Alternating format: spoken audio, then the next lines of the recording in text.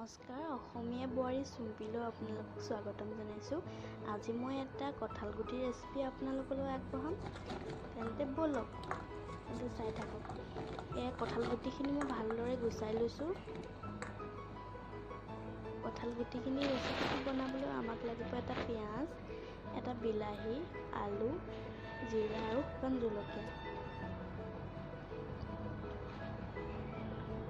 এইখিনি এতিয়া মই কঁঠাল গুটিখিনি কুকাৰত দি মই 7টা বা 6টা হুইচেল অহালৈ এৰি দিম।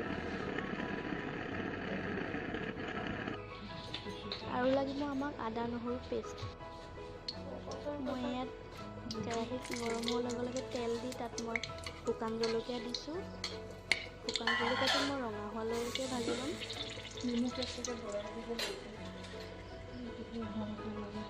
ৰঙা হৈছে আৰু তাতে মই অলপ জিৰা দি দিছোঁ। জিৰাকেইটাও ৰঙা হোৱালৈকে ভাজি ল'ম। জ্বলি যোৱালৈকে নহয়, ৰঙা হোৱালৈকে ভাজি ল'ম মই। জ্বলি যাব নালাগে, জ্বলি গ'লে তিতা লাগিব। তাতে মই এটা পিঁয়াজ দি দিছোঁ কাটি লোৱা।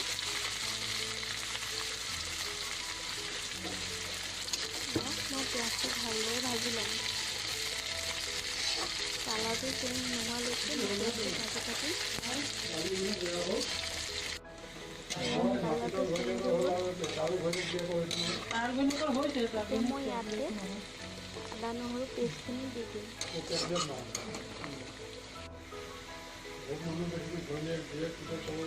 মই আদা নহৰু পেষ্টখিনি দি দিছোঁ। তাতে মই জলকীয়াও দি দিছিলোঁ পেষ্টখিনি বনাওঁতে।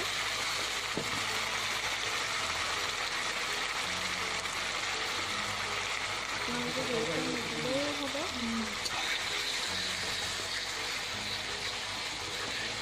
এতিয়া মই ভাজি থাকিম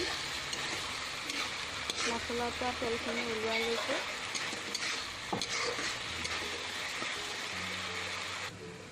এয়া মই অলপ ভাজিলোঁ, তাত অলপ দিছোঁ নিমখ। নিমখটো কঁঠাল গুটিখিনি বইল কৰোঁতে অলপ দিছিলোঁ, সেইকাৰণে এতিয়া কমকৈ দিছোঁ। আৰু দিছোঁ হালধি। তাৰপিছত মই অকণ ভাজি ল'ম। এয়া মই ভাজি ল'লোঁ আৰু অকণ। এতিয়া মই দিছোঁ তাতে জিৰা গুড়া অকণ, ধনিয়া গুড়া অকণ। তাৰপাছত মই আৰু অকণ ভালদৰে ভাজি ল'ম। এয়া চাওক আমাৰ ভজা হৈ গৈছে, কেৰাহীৰ পৰা এৰি দিছে।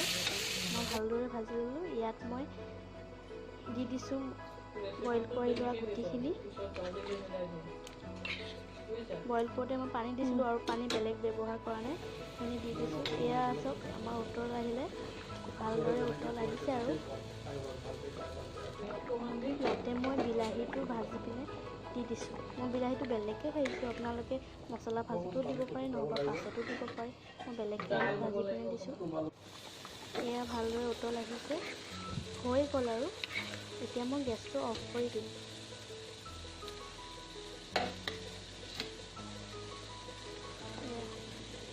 হৈ গ'ল। এয়া চাওক আমাৰ কঁঠাল গুটিৰ ৰেচিপি। এবাৰ খাই চাব। যদি ভাল লাগে ভিডিঅ'টো লাইক এণ্ড কমেণ্ট কৰিব এণ্ড শ্বেয়াৰ কৰিব আৰু মোৰ চেনেলটো ছাবস্ক্ৰাইব কৰি দিব যদি ভাল লাগে।